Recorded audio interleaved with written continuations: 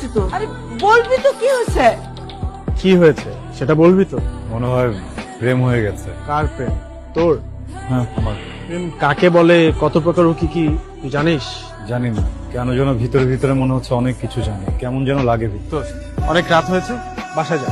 কিন্তু ওর সাথে একটু কথা বলা দরকার, আমার উপর একটু রাগ করে আসবে। আচ্ছা তুই এখন বাসায় যা। ও যদি জানালে আসে? ও আর জানালে আসবে না, তুই এখন বাসায় যা, কালকে আসিস যা।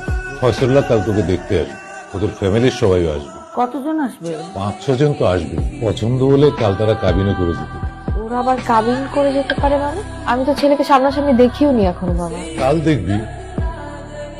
তুই কি এখানে এভাবেই ফুল টুল নিয়ে দাঁড়ায় থাকবি? তুই কি পাগল হয়ে গেছিস? বুঝছিস তাহলে? ভাইয়া যে আপনি কি জানেন আজ না ক্লিনিকে ছেলে পক্ষ দেখতে আসবে, ছেলে পক্ষের পছন্দ হলে আজই কাবিন। আরে চল না মাজন, তুমি প্রেমে পড়ছো বন্ধু, তোমার ভিতরে প্রেমের আগুন জ্বলতেছে। বৃষ্টি নামা বন্ধু, বৃষ্টি নামাও। প্রেমের যন্ত্রণা খুব খারাপ, মানে হলে ছাই হয়ে যাবা কিন্তু। ভাইয়া ছেলে পক্ষ না পাত্রীকে পছন্দ হয়েছে, কাজীকে খবর দেওয়া হয়েছে।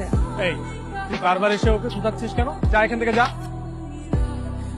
রিনি কাজে চলে এসেছে। ও যেন লাগছে ভেতর ভেতর। এমন মনে হয় সব ঠিক হয়ে যাবে। আমি ওটা তোমাকে বুঝাতে পারছি না।